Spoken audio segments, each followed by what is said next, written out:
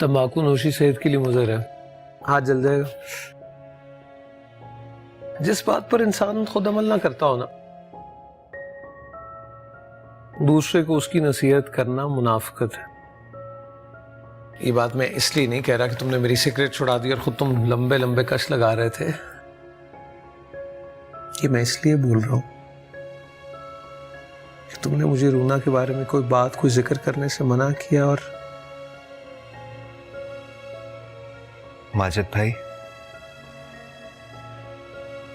मैं रूना से मिलना चाहता हूं।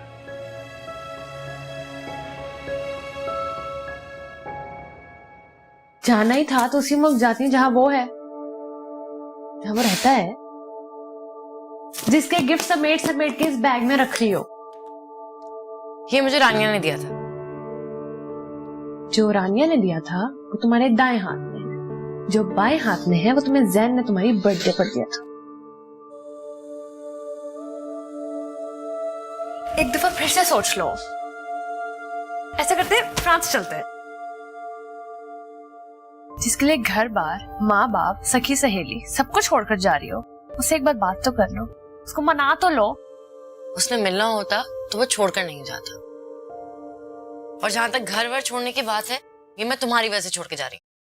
मेरी वजह से? जी, तुम्हारी वजह से। अच्छा चलो, मेरी वजह से छोड़ के जा रही हो तो फ्रांस चलते हैं ना। क्या करूंगी मैं फ्रांस जाकर? मेरे लिए चली चलो ना। जब से वो तुमसे एंगेज था तब भी मुझे बड़ा पसंद था। अब तो पेंडिंग में पड़ा है कि मेरा ही भला कर दो।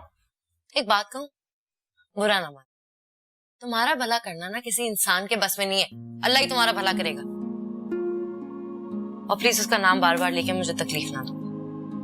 करो, ऐसा करो, नंबर ही दे दो मुझे उसको। क्यों? उसको फोन करूंगी, उससे पूछूंगी उसको तकलीफ क्या थी, क्यों छोड़कर चला गया। माजिद भाई आप अच्छी तरह जानते हैं, फिर बार बार वही बात क्यों पूछते हैं? मैंने उस वक्त इनकार रूना की ख्वाहिश पर ही किया था। अगर मैं इनकार ना करता तो अम्मी जान अपनी अना का मसला बनाकर तब तक वहां बैठी रहती जब तक वो हामी ना भर लेती। और मैं ये नहीं चाहता था कि वो किसी दबाव या प्रेशर में आके मेरी जिंदगी में शामिल हो।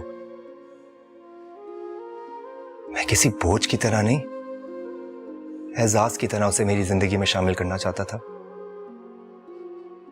अपने दिल में सजाना चाहता था हमारे रिश्ते को।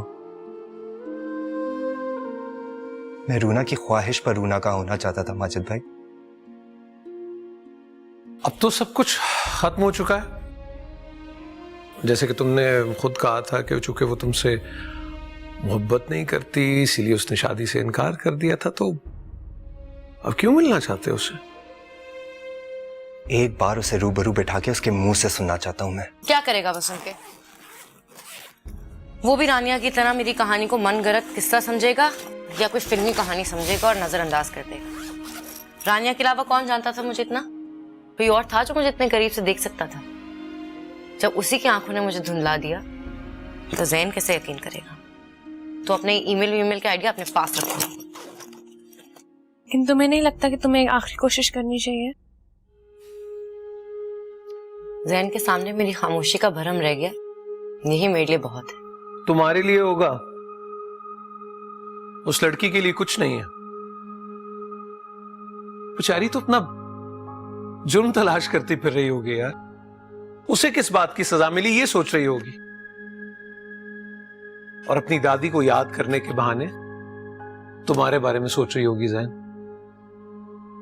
पर तुम्हारा प्रॉब्लम